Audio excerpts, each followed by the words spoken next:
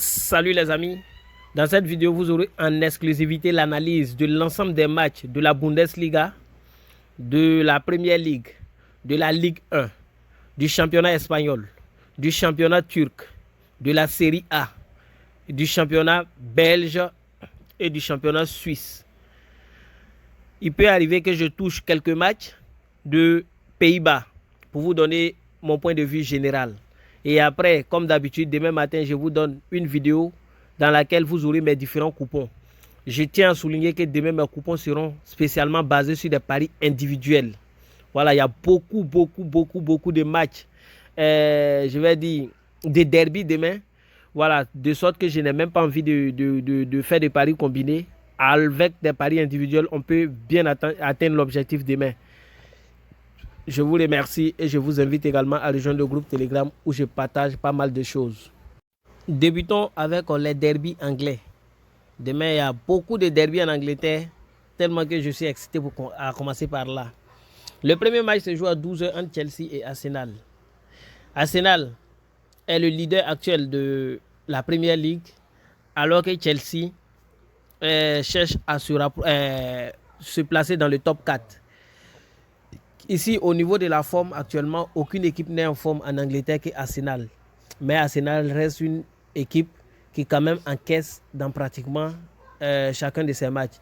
Et Chelsea qui a une attaque pas mal et vraiment un jeu posé peut trouver le chemin des filets.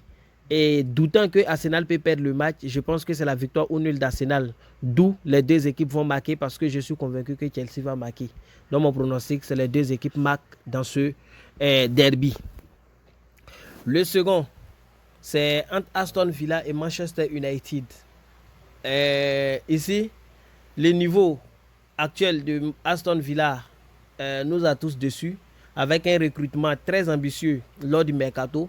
Ils ont du mal quand même à sortir de la zone rouge ou à s'éloigner de la zone rouge. Alors que Manchester United, bien qu'ils aient un jeu qui est un peu douteux, avec vraiment un rythme assez lent, ils restent quand même largement au-dessus de Aston Villa. C'est pourquoi je vais aller sur la base de Manchester United, victoire sèche. Southampton face à Newcastle United. C'est la même chose, Southampton cherche à s'éloigner de la zone rouge alors que Newcastle United, qui est 4e actuellement, cherche à rester dans le Big 4 pour espérer jouer la Ligue des Champions ou à la rigueur l'Europa League l'année prochaine. Et ils sont impressionnants, ils ont une équipe très en forme aussi bien offensivement que défensivement. C'est la raison pour laquelle je pense que dans ce match-là, ils n'auront pas de difficulté à s'imposer face au mal classé Southampton, victoire de Newcastle. Angleterre, toujours. West Ham qui joue face à Crystal Palace. Il faut savoir que Crystal Palace aussi est 10e actuellement et West Ham est classé 12e. Et au niveau de l'état de motivation, West Ham est plus motivé que Crystal Palace. Et au niveau de la forme, West Ham est actuellement légèrement un peu en forme que Crystal Palace qui, voilà, aligne des dents de scie. Je vais parler de victoire nulle défaite depuis le début de la saison. C'est pourquoi je pense que dans ce match où West Ham a une défense très calée, une défense assise, je pense que le premier pronostic, si c'est pour faire un pari combiné West Ham ou nul, ça va passer. Cependant, mon pari safe dans cette confrontation, c'est les deux équipes vont trouver le chemin des filets. Je vois la composition officielle, je vois que Zaha est toujours en pointe. Et tant qu'il est en pointe, moi, je sais que à n'importe quel moment, Crystal Palace peut marquer. Et West Ham, c'est vrai qu'ils sont en forme, mais ne peut pas empêcher Crystal Palace de trouver le chemin des filets. Les deux équipes marquent. Tottenham face à Liverpool, c'est la même chose. Mon pronostic, c'est les deux équipes vont marquer. Voilà pourquoi, parce que c'est un derby. Un très grand derby d'ailleurs. Au milieu donc de la défense de Liverpool, cette année, ça ne va pas trop. Ils encaissent pratiquement tous les matchs depuis le début de la saison. Également que à l'image de Tottenham, je vais dire, Tottenham aussi est une équipe qui encaisse depuis le début de la saison. Donc les deux équipes sont des passoires entre griffes. Mais au niveau de l'attaque, ils ont des attaquants de feu. C'est pourquoi je pense que dans cette confrontation, les deux équipes vont trouver simplement le chemin des filets. Quand vous regardez les dernières confrontations, les 5 dernières confrontations, vous allez voir les 6 dernières confrontations, vous allez simplement remarquer que à l'exception d'un seul match, les autres matchs, dans tous les autres matchs, les deux équipes parviennent à marquer. Et je pense que l'histoire a tendance à se répéter. Les deux équipes vont marquer. Je vais aller dans le championnat allemand. L'Allemagne, on n'a que 2 matchs au cours de la journée. Le premier va opposer Bayer Leverkusen à Union Berlin. Bayer Leverkusen, c'est une équipe qui est expérimentée, très très expérimentée, mais qui a du mal à s'en sortir. Alors que sur le papier, ils ont une très belle équipe que Union de Berlin. Et quand on regarde au niveau de l'état de forme, Union Berlin est bien plus en forme que Bayer Leverkusen actuellement. Et le niveau de motivation, ils sont aussi motivés parce que arracher la première place à Bayern de Munich, c'est vraiment quelque chose de grand. Donc, c'est pourquoi ils ont la motivation, ils veulent poursuivre jusqu'à la fin. Mais Bayer Leverkusen, qui est une équipe très expérimentée et ancienne dans la Bundesliga, n'est pas négligé demain au cours de cette rencontre. Et quand on regarde au niveau de l'effectif, il y a la fatigue aussi qui se fait sentir de part et d'autre. Et en mettant tous ces paramètres ensemble, je pense que les deux équipes simplement vont trouver le chemin des filets sans grande difficulté. Il y a le second match qui va opposer Freiburg à Cologne. Cologne cherche à se rapprocher du top 4, alors que Freiburg est actuellement deuxième du championnat allemand. Et quand tu regardes les deux équipes, quand tu regardes l'état de forme des deux équipes, tu te rends compte que Freiburg est largement au-dessus de Cologne actuellement. Mais Cologne, c'est une équipe aussi qui n'est pas à négliger. C'est une équipe qui vraiment a fait bon chemin en Bundesliga. Et ici, il faut dire que pronostiquer a été un peu difficile. Mais je pense que Freiburg peut le faire. Ils peuvent partir avec la victoire lors de cette rencontre à cause de la présence massive de leurs supporters. Je viens de finir le championnat allemand. Allons pour le championnat espagnol. En Espagne, ici, nous avons 4 matchs au cours de la journée de demain. Le premier va opposer Atlético Madrid à Espanyol de Barcelone. C'est le jour et la nuit. Et en plus, Atlético de Madrid n'a que le championnat à jouer. Et je pense qu'ils vont vouloir revenir dans la bataille de Dauphin Barça-Real. Et je pense que demain, ils vont remporter ce match-là face à Espanyol de Barcelone qui peine à gagner le moindre match. Victoire de Atlético de Madrid. Le second match va opposer Real Sociedad à Valence. C'est un match qui sera un peu fermé parce que Real Sociedad vraiment est très en forme cette année et il y a une seule équipe qui a parvenu à les battre à domicile cette année, c'était Real Betis il y a 15 jours, je pense, il y a 15 jours exactement aujourd'hui. Et je pense que ça sera difficile pour Valence de venir les gagner à domicile. Mais ils ont beaucoup de blessés. Voilà, ils ont eu beaucoup de blessés lors de la dernière sortie en Europa League. Beaucoup de blessés et de joueurs incertains. C'est pourquoi je pense que Valence va profiter de ces absences-là pour trouver le chemin des filets. D'où les deux équipes vont marquer. Espagne, il y a toujours Villarreal qui joue contre Majorque. Ici, Villarreal, c'est vrai que cette année, la forme n'est pas trop ça. Elle a du mal. C'est une équipe qui a du mal à gagner, du mal à s'imposer comme les années un peu reculées. Mais Majorque reste largement une équipe qui est en zone rouge, une équipe qui joue pour se maintenir dans l'élite, alors que Villarreal cherche à se rapprocher, à se maintenir dans le top 4 pour espérer encore une place européenne l'année prochaine. Victoire de Villarreal, voilà, ça sera vraiment une vengeance pour ce qu'ils ont subi en Europa League la semaine dernière. Je pense que, en toute sincérité, cette cote-là, elle est cadeau. Villarreal, victoire. Il y a Real Betis qui va affronter donc Séville. Les deux équipes ils se connaissent bien. Voilà, Real Betis, Séville ils se connaissent très bien. Deux équipes qui, quand ils se croisent, vraiment c'est du feu. C'est un jeu vraiment posé, un jeu vraiment avec des rythmes très beaux à voir. Et je pense que demain, quand vous regardez les têtes à tête, vous allez constater simplement que quand les deux se croisent, voilà, le match ne peut pas finir vierge. Le match finit toujours avec des buts. Donc je pense que demain, les deux équipes-là simplement vont trouver le chemin des filets. Parce que Séville a perdu pas mal de matchs. Je pense qu'ils vont vouloir maintenant réagir. Voilà, je pense qu'ils vont vouloir réagir. C'est pourquoi je pense que les deux équipes vont trouver le chemin des filets. Parce que Real Betis ne perdra pas ce match à domicile. On va aller dans le championnat français. En France, c'est 7 confrontations. Le premier va opposer Lorient à Paris Saint-Germain. Lorient est une équipe qui est extrêmement en forme cette année avec une composition très bizarre que les entraîneurs cherchent à comprendre depuis le début de la saison, mais personne ne parvient à les arrêter. Voilà, surtout quand ils croisent les grosses têtes, c'est très difficile pour eux. Je pense que demain, dans ce match-là, ça sera beaucoup difficile de donner une victoire à Paris Saint-Germain. Et ne dis pas qu'ils ne peuvent pas gagner le match, vous pouvez tenter le coup, la victoire de Paris Saint-Germain qui va chercher à s'éloigner de son dauphin. Mais il faut dire que ici, moi, je vais partir sur la base des deux équipes vont marquer parce que je suis convaincu à 100% que Lorient va trouver le chemin des filets. Il y a Clermont qui va jouer face à Montpellier. Dans ce match également, il faut dire qu'au niveau de l'état de forme, Clermont cherche à s'éloigner des places européennes alors que Montpellier cherche à s'éloigner de la zone rouge. Ici, Montpellier a plus d'expérience que Clermont, mais je pense que dans ce match-là, l'expérience combinée au niveau de motivation de Montpellier peut faire que Montpellier arrive à trouver le chemin des filets. C'est pourquoi je pense que dans ce match, tout simplement, les deux équipes vont marquer, ça va passer. Il y a un autre type de pari qui peut passer, c'est au moins une équipe va trouver le chemin deux fois. Donc au moins une équipe marque deux fois. Il y a Nice face à Brest. Ce match n'a pas été trop difficile pour moi. Au niveau de l'expérience, de la motivation, de la forme, Nice est au-dessus de Brest. Au niveau de l'effectif également, Nice n'a pas assez de blessés, assez d'absents. Je pense que cette cote-là, pour moi, c'est une cote qui est carrément cadeau. C'est pourquoi je vais aller sur la base de Nice gagne le match sans problème.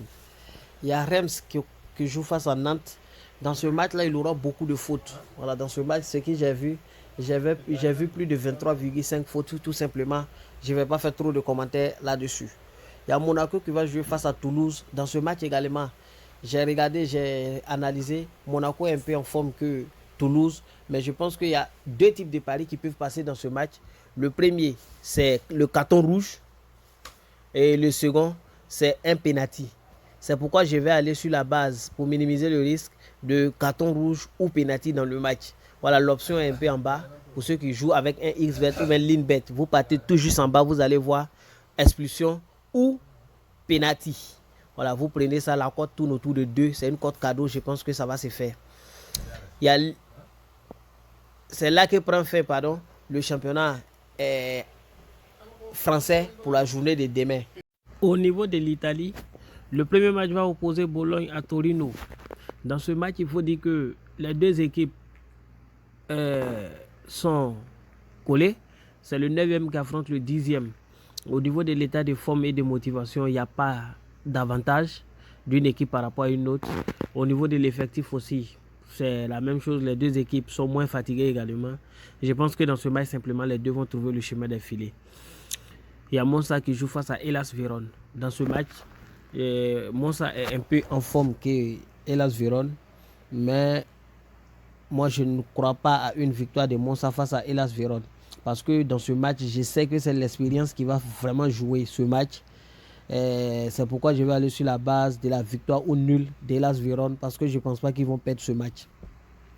Il y a également le match de Sampdoria face à Fiorentina. Ce match aussi, les deux équipes luttent pour s'éloigner de la zone rouge. Et c'est le même niveau de forme, même niveau de truc. Seulement qu'au niveau de la motivation, tu verras que Fiorentina est un peu motivé par rapport à Sampdoria. Mais à domicile demain, je pense que Sampdoria va pouvoir réagir bien face à Fiorentina, qui peine à s'en sortir et qui est très fatigué après la dernière journée en C3 la semaine, alors que Sampdoria n'a joué aucun match cette semaine. C'est pourquoi je pense que Sampdoria ne peut pas perdre ce match. Victoire ou nul encore de Sampdoria. Il y a le match qui oppose Rome à Lazio. Dans ce match, je vois les deux équipes simplement marquer. Parce que quand les deux équipes se rencontrent, c'est vraiment un derby de Rome. Voilà, les deux équipes se trouvent bien sûr à Rome. Et quand ils se croisent, ils se connaissent bien. Les deux équipes parviennent toujours à trouver quand même le chemin des filets. Il y a Juventus qui joue face à Inter. C'est le même prono. Ici, je vois les deux équipes marquées. Mais si je vais donner une victoire à une équipe, c'est Inter qui est largement au-dessus de Juventus actuellement. Juventus, quand tu regardes l'effectif, tu te dis tout de suite qu'ils sont largement au-dessus de toutes les équipes parce qu'ils ont un effectif très talentueux, mais ils peinent à s'en sortir cette année et c'est très difficile pour eux actuellement. Défensivement, ça ne va pas trop, alors que Inter est bien assis défensivement. C'est pourquoi je pense qu'Inter peut gagner, mais je ne prendrai pas ce risque. Dans ce match, je vois simplement les deux équipes marquées, comme je l'ai dit tantôt. Dans les championnats secondaires, je ne vais pas trop faire de commentaires, je vais aller rapidement pour ne pas que la vidéo soit longue. Mais sachez que tous les points de vue que je vous donne, ça a été bien analysé, c'est bien objectif. Voilà, c'est pas superflu, c'est à l'image des interprétations que j'ai fait sur les autres matchs. Je vais commencer en Belgique rapidement. Il y a la Gantoise qui va jouer face à Colbrugge. Voilà, deux équipes de même niveau, de même performance. Et les deux équipes vont trouver le chemin des filets. Ici, c'est les deux marques. Royal Sainte-Gilloise qui joue face à Westerlo. Ici, c'est une cote qui est carrément cadeau. Voilà, pour Royal Sainte-Gilloise. Je pense que la cote, elle est cadeau. Ils vont gagner le match sans difficulté. Il y a Royal Antwerp qui joue face à Anderlecht. Dans ce match également, les deux équipes vont marquer simplement. C'est le match le plus facile même de la journée. Je pense que les deux équipes vont marquer aussi. Et en fin de journée, on aura un dernier match entre Ostende et Kortrijk. Ici, les deux équipes, c'est le même niveau d'expérience, le même niveau de forme et de motivation. Mais en termes d'effectifs, Kortrijk a quelques blessés. C'est pourquoi je pense que Ostende va profiter de cette occasion pour aller avec la victoire. Mon pari safe, ça sera la victoire au nul de Ostende. Je vais aller en Turquie. En Turquie, le premier match va opposer Gaziantep à Serispor. Voilà, ici, c'est deux équipes qui se connaissent. Quand ils se rencontrent à tout moment, les deux parviennent à marquer. Je pense que l'histoire va se répéter, les deux marquent. Il y a Antalyaspor qui joue face à Fatih Karagümrük. Voilà. Donc ici, il faut savoir que c'est l'expérience qui va faire la différence. Antalyaspor va remporter ce match sans difficulté selon mes analyses. Trabzonspor qui joue face à Konyaspor. Ici, les deux équipes vont trouver le chemin des filets, à l'instar de ce qui se passe quand ils se croisent à chaque fois. Et puis à Fenerbahçe face à Sivasspor. Dans ce match, je pense que la victoire de Fenerbahçe est très facile. Mais ce match, c'est pour le lundi. Donc, je vous conseille de le laisser carrément. On va y revenir le dimanche soir. On va aller maintenant dans le championnat du Pays-Bas. Voilà, on est ici aux Pays-Bas. Aux Pays-Bas, le premier match c'est Utrecht face à Groningen. Ici aussi, je pense que la cote est cadeau pour Utrecht et l'expérience fera la différence. Je vois la victoire de Utrecht sans réfléchir. Twente face à Go Eagles. Ici, c'est la victoire de Twente qui est une équipe très en forme. Voilà, après Ajax, Feyenoord et PSV, c'est vraiment Twente qui est calé, quoi. Donc je pense qu'ils vont gagner sans problème. J'ai parlé de Feyenoord tout à l'heure. Face à Volendam, il n'y a pas quelque chose de grand à dire. Victoire de Feyenoord. Ajax face à PSV, les deux équipes vont trouver le chemin des filets. C'est le premier face au deuxième. C'est un derby, un très grand match. Et je ne pense pas que Ajax va gagner aussi facilement PSV qu'une équipe qui marque dans tous ces matchs. Donc les deux vont marquer simplement. Et à Walwijk face à Alkmaar, c'est la même chose. Les deux équipes, quand ils se croisent, c'est des buts. C'est des matchs très prolifiques. C'est pourquoi je pense que les deux équipes également vont marquer dans ce match. Le match que j'ai eu envie de toucher pour vous avant d'aller en Suisse, c'est vraiment au Danemark. Au Danemark, il y a le match de Copenhague face à Lyngby. Dans ce match-là, il n'y a pas grand-chose à dire. Copenhague est largement au-dessus de Lyngby. Et quand on regarde l'historique de Copenhague qui était vraiment concentré pour la coupe, les semaines un peu passées, je pense qu'ici, ils vont venir se venger. Demain, c'est vraiment une vengeance. C'est pourquoi j'ai voulu vous parler de ce match-là pour ne pas que vous l'oubliez. C'est un cadeau. La cote est extrêmement cadeau. Je pense que ça va passer facilement. Je vais finir en Suisse. Et puis, on arrête là pour la journée de ce dimanche. En Suisse, le premier match va opposer Servette à Young Boys. C'est des équipes en fait qui se connaissent. C'est des équipes quand ils se croisent. Quand vous regardez les têtes à tête, vous allez remarquer simplement que quand ils se croisent, il y a pas mal de buts. Young Boys parvient à gagner pratiquement tous les matchs. Mais voilà, c'est des matchs où il y a pratiquement 3 buts à l'exception d'un seul match. C'est pourquoi je pense que l'histoire va se répéter. Dans ce match également, je vois les 3 buts. Et comme Servette joue à domicile, je vous conseille de jouer les 2 marques au lieu de jouer 3 buts simplement. Parce que les 2 marques, ça va passer aussi facilement que vous ne le pensez. Voilà. Et après, il y a Bâle qui joue face à Sion. C'est la victoire de Bâle sans réfléchir. Bâle, c'est vrai que ça n'allait pas ces dernières semaines, mais ils étaient plus concentrés sur la coupe. Comme la coupe est finie, je pense qu'ils vont se venger demain face à Sion. C'est une cote cadeau selon mes analyses. Je pense que c'est un coup qu'il faut tenter aussi. Et le dernier match sera entre Lugano et Zurich. Ici aussi, les deux équipes vont marquer. C'est le même niveau de forme, même niveau de motivation. Et voilà, même force au niveau de l'attaque. Et défensivement, c'est les mêmes problèmes. Je pense qu'ils vont trouver tous le chemin des filets également dans ce match. Donc, je vais mettre fin à la vidéo. Et je vous reviens avec une seconde vidéo dans laquelle je vais vous présenter mes coupons. Merci.